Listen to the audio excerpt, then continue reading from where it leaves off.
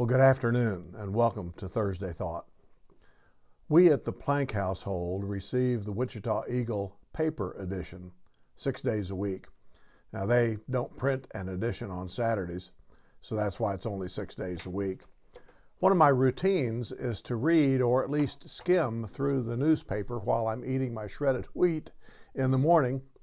And one of the sub-routines within that routine is to check on the obituaries for anyone that I might know or know of who has passed away recently.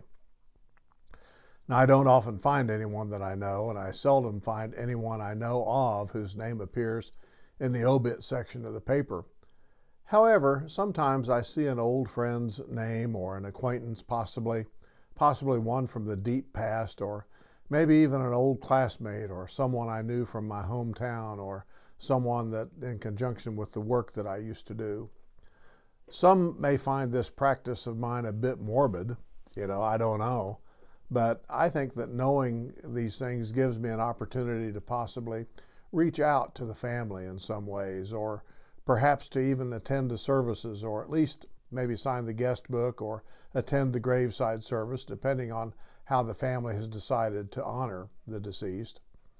Last week, I ran across a name in the obituaries that rang a bell from the distant past, over 50 years ago, in fact. Following my graduation from high school back in the late 1960s, I attended WTI, a vocational school here in Wichita, still in business, by the way. I took electronics technology training there under the tutelage of several instructors, one of whom was John Kruse, whose name showed up in the obituary section of the Eagle. Mr. Kruse was my television instructor as well as my industrial electronics instructor. He was the instructor of the last class that I attended there before my graduation. For some reason, his name has stuck with me all these years. I can recall one or two names of other instructors and associate instructors, but Mr. Kruse was the one that I recall the best. Reading his obituary, I see that he spent over 30 years at WTI, and he lived in Wichita all of his adult life. He was active in his church, he had a family, he was active in the community. I would have, had I thought about doing so, loved to have seen and visited with him in his later years, but of course, that's no longer an option.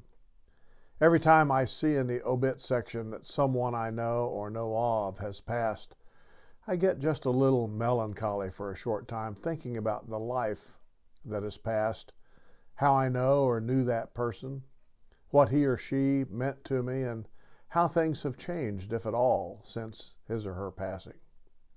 Oh, I don't get depressed, but I may get into a sort of a funk for a few days if the person who has passed away was close to me in some way. Today, CJ, one of the other ministers here at the church, came to my door as he came into work, and he asked me how I was doing.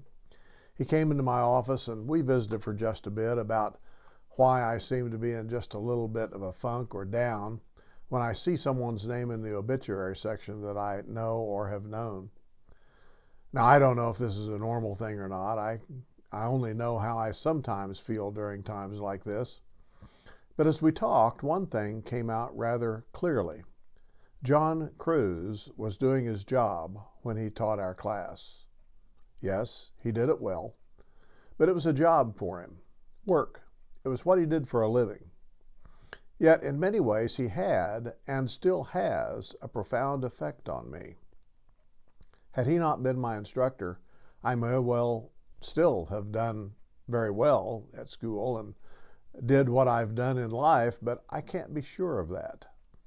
And if I was a betting man, I would bet that in some way, somehow, he steered me, probably unknowingly, into the place where I am today through something that he maybe said or did all those years ago that made my life series of events what they are and brought me to this place in time.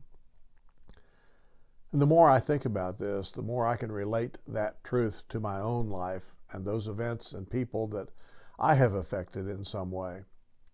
Often, and especially in ministry, it's difficult, if not impossible, to measure success.